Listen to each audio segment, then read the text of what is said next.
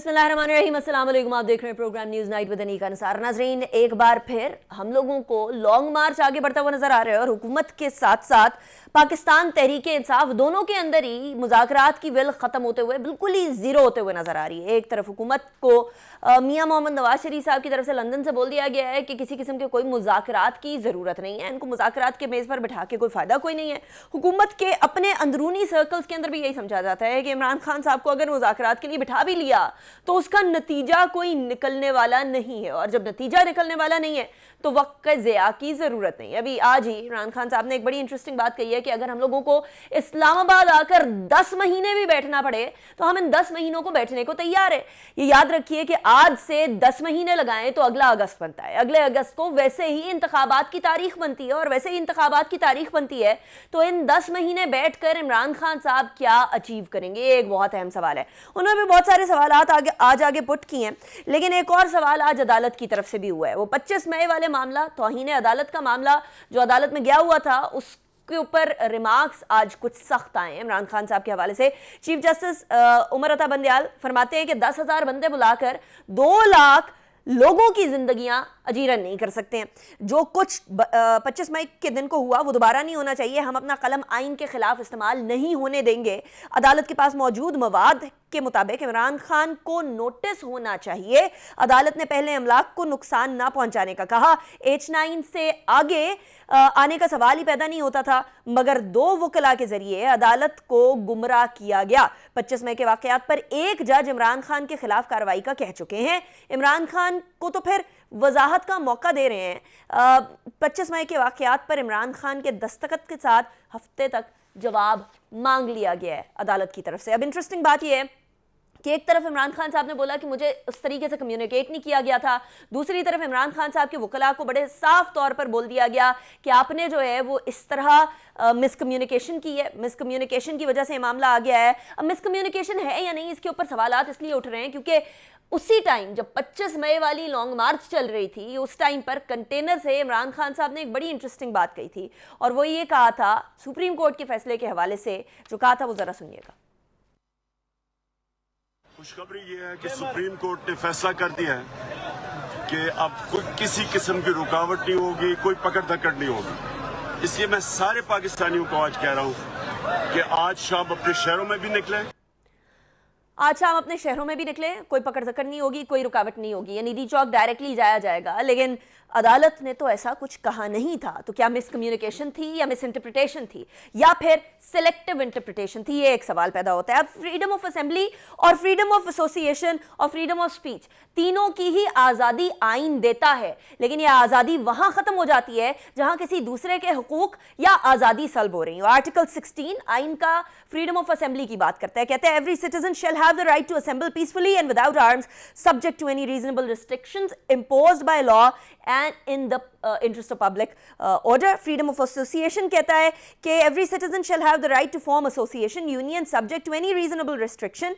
Every citizen not being in the service of Pakistan shall have the right to form or be a member of any political party. ये बात भी हो गई। freedom of speech की बात भी article 19 के अंदर कहते हैं कि जी every citizen shall have the right to freedom of speech and expression, and there shall be freedom of press subject to any reasonable restrictions imposed by the law in the interest of the glory of the Islam or the integrity, security or the defense of Pakistan or any part thereof. Friendly relationship with foreign states, public order, decency or morality, or in relation to contempt of court, commission or incitement to an offense. अब ये जो article 19 है, इस हवाले से भी इमरान खान साहब के ऊपर बहुत सारे सवालात उठाए जा रहे हैं कि क्या इमरान खान साहब किसी तरीके से defence of Pakistan, friendly relationship with other sovereign states के मामले के ऊपर पाकिस्तान के मामलात को जेपरडाइज तो नहीं कर रहे हैं। बहुत सारे सवालात तो उठ रहे हैं, लेकिन अफसोस की बात यह है कि सवालों के जवाब हमारे पास बहुत कम है। आज इसी प्रोग्राम में सवालों के जवाब ढूंढने की कोशिश करेंगे कि 10 माह तक बैठने का क्या फायदा, इस 10 माह के दौरान क्या होगा, हुकूमत क्या करेगी। इसीलिए لیے میں نے جن مہمانوں کو بلایا میں ان کا تعارف کروا دوں آپ سے. شیلا رضا صاحبہ ہمارے ساتھ موجود ہیں, پاکستان پیپلز پارٹی کی رہنما ہے. یہ وہ جماعت ہے جو کہ اکثر اوقات مذاکرات کر کے معاملات کو حل کیا کرتی ہے, لیکن یہاں مذاکرات سے منع کیا جا رہا ہے. پوچھیں گے یہ بات. شاندانہ گلزار صاحبہ ہمارے ساتھ موجود ہیں, پاکستان تحریک انصاف کی رہنما ہے. بہت شکریہ شاندانہ صاحبہ, آپ نے بھی ہمیں جوائن کیا. It's a pleasure having you in the show. Brigadier retired Mahmood Shah صاحب ہمارے ساتھ موجود ہیں, سینئر اینالسٹ ہیں. بہت شکریہ بریگیڈ صاحب, آپ نے بھی ہمیں جوائن کیا. بریگیڈ صاحب, سب سے پہلے میں آپ سے اس لیے آغاز کروں گی کیونکہ عمران خان صاحب بار بار ایک طرف اشارہ کرتے ہوئے, یعنی آپ کے سابقہ ادارے کی طرف اشارہ کرتے ہوئے کہہ رہے ہیں کہ دیکھیں جی میرے پاس کوئی اتھارٹی نہیں تھی, نیب کو چلانے کی اتھارٹی نہیں تھی, میرے پاس احتساب کی اتھارٹی نہیں تھی, میرے پاس حکومت کے بہت سارے معاملات کو اپنے تئیں چلانے کی اتھارٹی نہیں تھی. کیا آپ یہ سمجھتے ہیں کہ یہ الزام ان کا درست ہے, اور اگر یہ الزام درست ہے تو آج کیوں, اس سے پہلے کیوں نہیں؟ میرے خیال میں یہی بات ہے کہ وہ جو یہ کہہ رہے ہیں تو جب یہ پاور میں تھے تو انہوں نے یہ کیوں نہیں کہا؟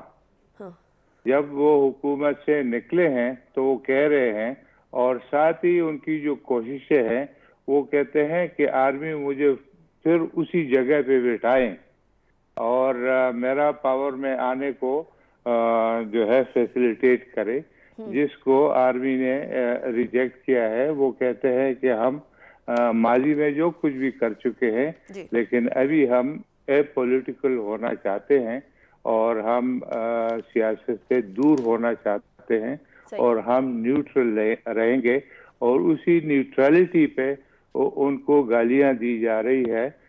میں بنیادی طور پہ ذاتی طور پہ کبھی سیاست میں نہیں آتا. ایک پولیٹیکل پارٹی ہے, دوسری پولیٹیکل پارٹی ہے, کون اچھا ہے کون برا ہے, ایک دوسرے کو جو بھی کہتے ہیں یہ ان کی سیاست کا حصہ ہے. میں اس لیے آیا ہوں کہ خان صاحب نے خاص کر فوج کے خلاف پچھلے 1 سال کے اندر ایک منظم تحریک چلائی ہوئی ہے, اور یہ جو ہے ملک کے انٹرسٹ میں نہیں ہے. اور فوج کو کمزور کرنا یہ بیرونی ایجنڈا ہو سکتا ہے, لیکن اندرونی کسی پولیٹیکل لیڈر کا یہ نہیں ہو سکتا.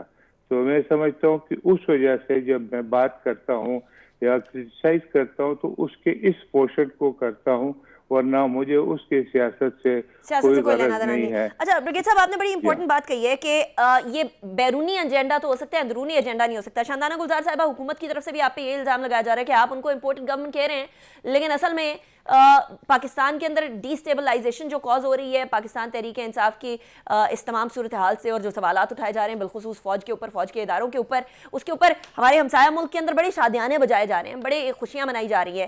اور اگر عمران خان صاحب واقعی میں ان کو اقتدار میں ہوتے ہوئے, میں 2 منٹ کے لیے مانوں کہ عمران خان صاحب کو واقعی میں اقتدار میں ہوتے ہوئے احتساب کی اجازت نہیں دی, تو احتساب تو فنڈامنٹل پوائنٹ تھا جس بنیاد کے اوپر پاکستان تحریک انصاف آئی, اور پاکستان تحریک انصاف نے شہزاد اکبر صاحب کو اپنے, مطلب یہ فوج کے ادارے کے کوئی نہیں تھے, یہ پاکستان تحریک انصاف کے اپنے, عمران خان صاحب کے اپنے چوزن شخصیت, وہ کام سارے کر رہے تھے. انہوں نے کہا ہم نے بڑی اچیومنٹ بھی کی, تو اس ٹائم پہ آواز کیوں نہیں بلند کی گئی؟ اور اگر واقعی میں یہ بات چل رہی تھی تو مارچ میں غیر معینہ مدت کی ایکسٹینشن کی آفر کیوں کی گئی؟ شکریہ انیکا, آپ تو پڑھی لکھی خاتون ہیں. آپ نے ایک کتاب پڑھی ہوگی, کچھ عرصہ پہلے لکھی گئی تھی, اس کا نام تھا The Dumbing Down of America, یعنی امریکہ کو, ان کی عوام کو وقت کے ساتھ کیسے بیوقوف بنایا گیا, اور ان تو پروفیسرز کی لکھی ہوئی کتاب ہے.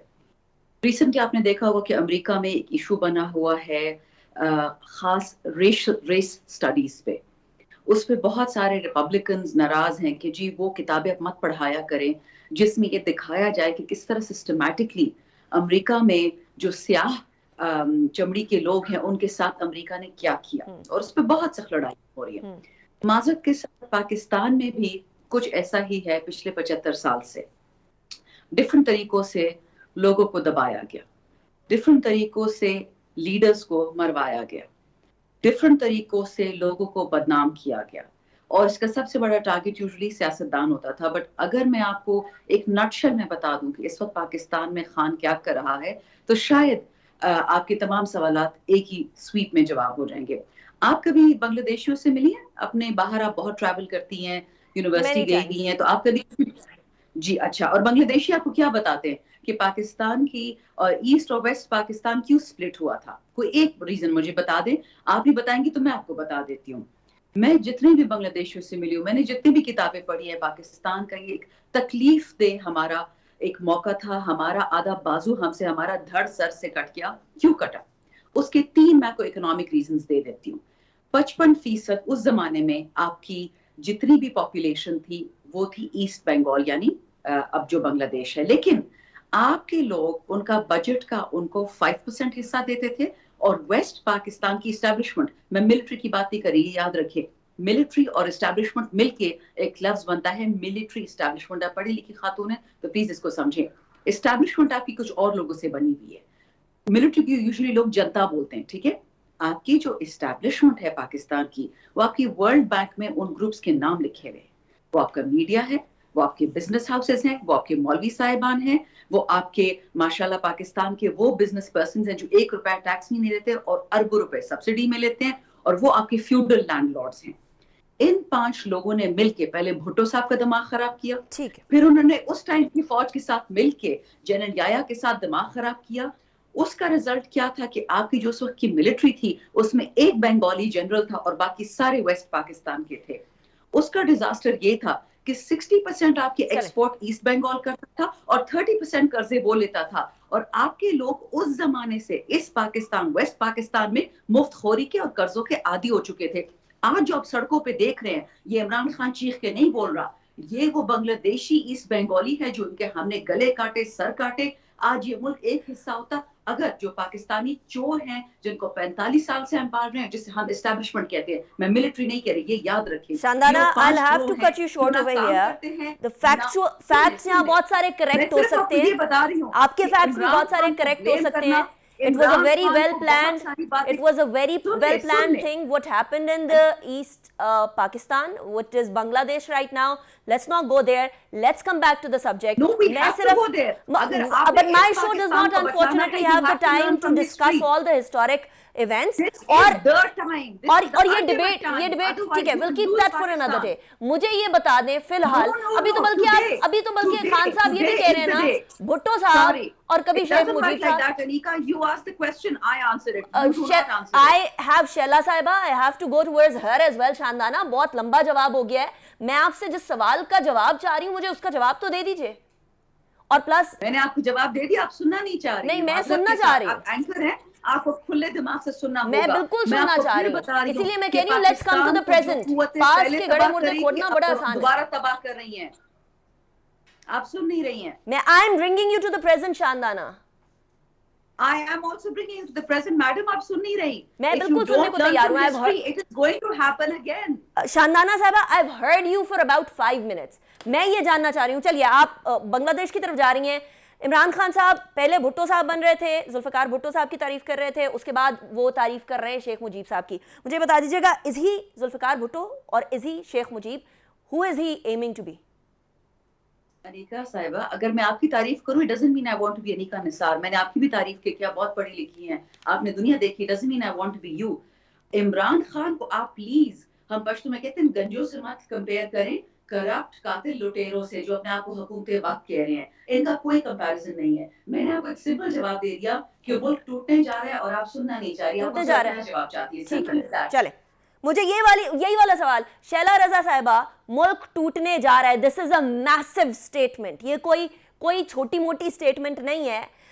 वो मुल्क जो कि इस्लाम की बुनियाद के ऊपर बना, वो सियासत की बुनियाद पे टूटने जा रहा है at this point in time. शांदाना गुलजार साहिबा की स्टेटमेंट आपने सुन ली है। पाकिस्तान तहरीक इंसाफ के बहुत सारे रहनुमा अंदर खाने बैठ के भी यही बात कर रहे हैं कि मामला गड़बड़ की तरफ जा रहा है। Do you agree with this? कैसे बचाएंगे? आपकी जमात तो वो जमात है जो कि मुफाहमत की सियासत करती है।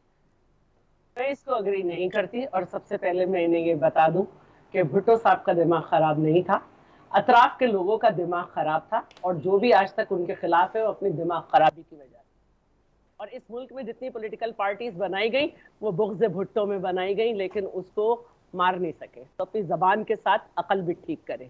दूसरी लॉन्ग मार्च पर नहीं भी, मेरे लीडर को अगर ये कहा जाएगा कि उनका दिमाग खराब किया, तो मैं इन सब का दिमाग खराब कर दूंगी। ठीक है, लेकिन पर्सनल लॉन्ग मार्च पर नहीं। अब आप प्लीज मुझे बात करने दें।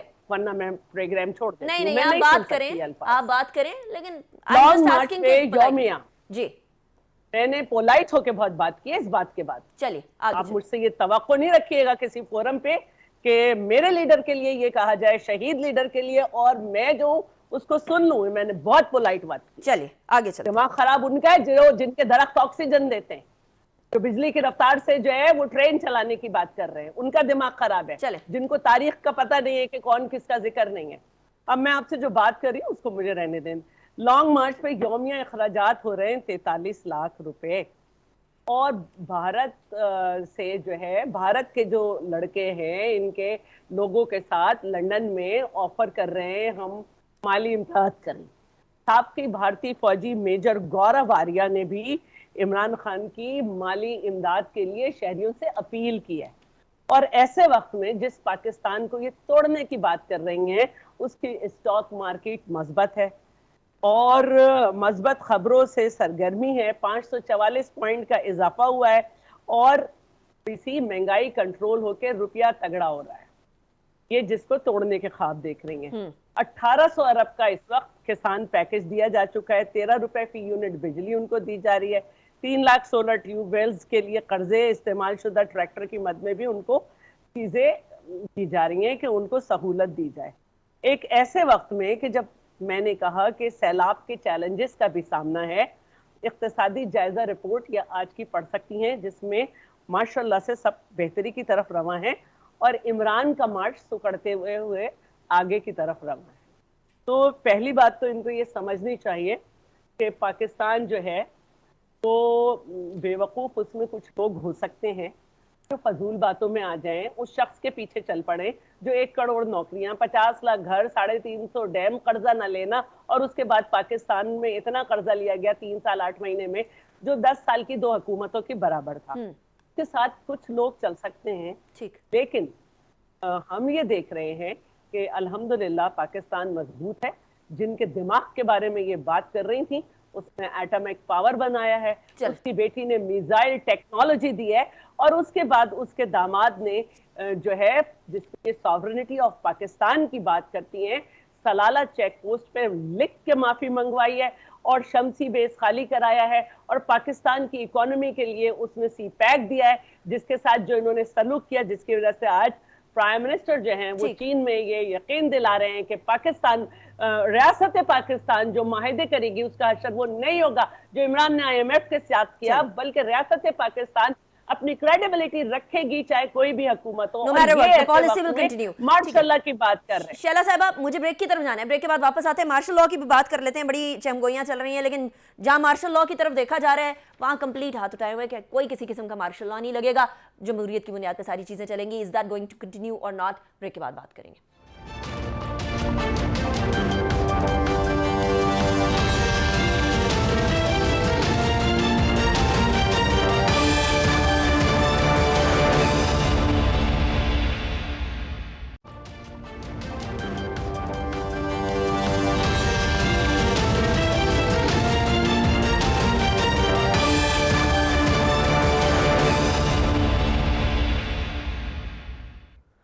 Welcome back after break. Break پہ جانے سے پہلے ہم بات کر رہے تھے مذاکرات. اب اینڈ پہ جب بات مذاکرات پر آ کے رکی ہے اور اس بات پر رکی ہے کہ پاکستان کے 2 ٹکڑے ہو جائیں گے. شاندانہ صاحبہ کہہ رہی ہیں, شیلا صاحبہ کہہ رہی ہیں ایسا کچھ نہیں ہوگا, کوئی بہت بڑی بات نہیں. آج عدالت نے کہا ہے کہ جی 10,000 بندے بلا کر 2 لاکھ لوگوں کی زندگیوں کو اجیرن نہیں کر سکتے ہیں. بریگیڈ صاحب, یہ عدالت کہہ رہی ہے کہ 10,000 لوگ ہیں, حکومت کہہ رہی ہے 2,000 بھی نہیں ہیں, عمران خان صاحب کہہ رہے ہیں لاکھوں کا مجمع ہے.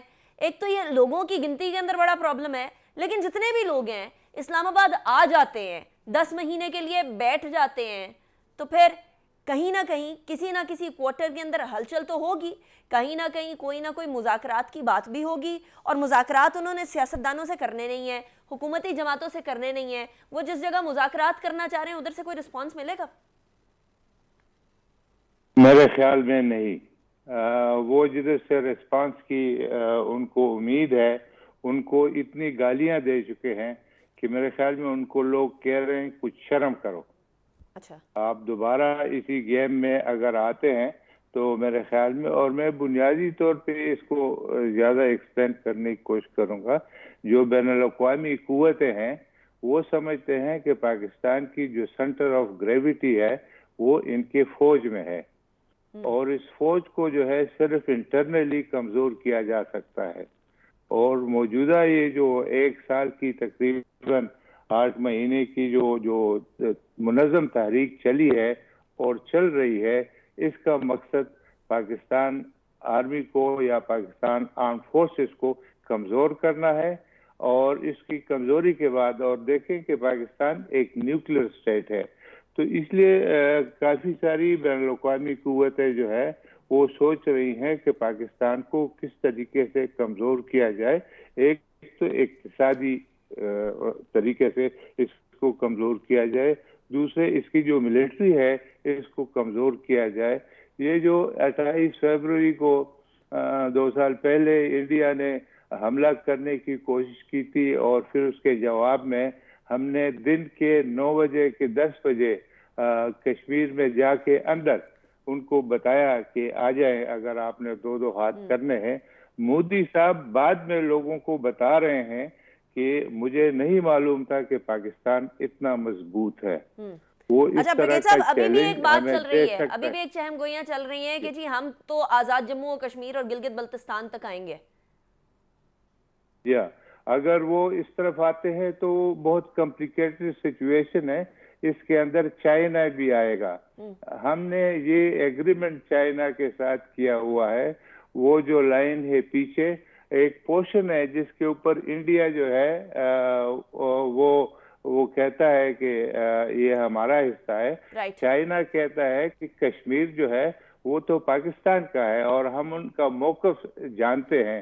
اور اسی طریقے سے یہ سیاچن جو ہے اس ایگریمنٹ کی جو پاکستان اور چائنا کے درمیان ہو چکے ہیں اس کی وائلیشن ہے. میرے خیال میں کسی ٹائم پر بھی چائنا اور پاکستان دونوں، بلکہ چائنا نے آفر کیا تھا انڈیا کو، تبھی ان کے درمیان یہ گلوان میں جو پرابلم ہوئی کہ کہا تھا کہ ہم تینوں مل کے، یعنی پاکستان، چائنا اور انڈیا، بیٹھ کر اس بات کا ہم فیصلہ کر لیں. لیکن میں سمجھتا ہوں کہ آپ کے پروگرام کے لیے میں یہ کہنا چاہتا ہوں کہ دراصل یہ پاکستان آرمی کے خلاف منظم تحریک اور پھر فوج کے اندر ایک باقاعدہ بغاوت کے اوپر اکسانا، یہ ایک سیریس کرائم ہے. اور اس کرائم کو شہباز گل بھی بھگت چکے ہیں کرنے پہ. لیکن شاندانہ میں آپ کی طرف آؤں گی. یہ بات اب دونوں میرے مہمانوں کی طرف سے آپ نے یہ بات سنی ہے کہ ایک تو میجر گورو آریہ، وہ انتہائی نامناسب قسم کا، مجھے تو اس کا نام لیتے ہوئے بھی عجیب و غریب لگ رہا ہے کہ وہ اس قابل نہیں ہے، لیکن وہاں اس کی فالوئنگ سرٹنلی ہے. وہ کہہ رہے ہیں کہ پی ٹی آئی کو سپورٹ کریں اور پی ٹی آئی کو فنڈ کریں. بریگیڈ صاحب کہہ رہے ہیں کہ یہ ایک بیرونی سازش ضرور ہو سکتی ہے، کہیں نہ کہیں پاکستان کو اور پاکستان ملٹری کو ڈیسٹیبلائز کرنے کی. ان دونوں باتوں کو چھوڑ دیں، دونوں باتیں غلط ہوں، دونوں باتیں صحیح نہ ہوں، لیکن ایک انسٹیبلٹی، پولیٹیکل انسٹیبلٹی تو ضرور پیدا ہوئی ہے. اب اس کو کسی طریقے سے تو اسٹیبلٹی کی طرف لے کر جانا ہوگا. خان صاحب جو 10 مہینے بیٹھنے کے لیے تیار ہوئے ہیں، کیا اس کا مطلب یہ ہے کہ خان صاحب اب تیار ہو گئے ہیں کہ اگست میں ہی انتخابات ہوں گے یا نہیں؟ شکریہ نیکا. بہت ساری باتیں ہوئیں. I'm going to respond to some, not to all, because میں نے اپنی جو پہلی اسٹیٹمنٹ سٹارٹ کی تھی میں نے اسی سے کی تھی کہ the dumbing down of America has happened in Pakistan too. The dumbing down of Pakistan. So I don't have the time or the energy to respond to stupid statements, especially which are historically, economically and factually incorrect. Personal attack نہیں کرتے Shandana. So let me complete. I have no clue who is Gaurav Arya, and frankly I couldn't care less. There is a statement, an official statement for the government of India, جو circulate کر رہا ہے تمام social media پہ، آپ کی global media پہ، کہ for us Pakistani army is irrelevant, it is only Imran Khan who Modi is worried about. اگر آپ کو کوئی توڑ رہا ہے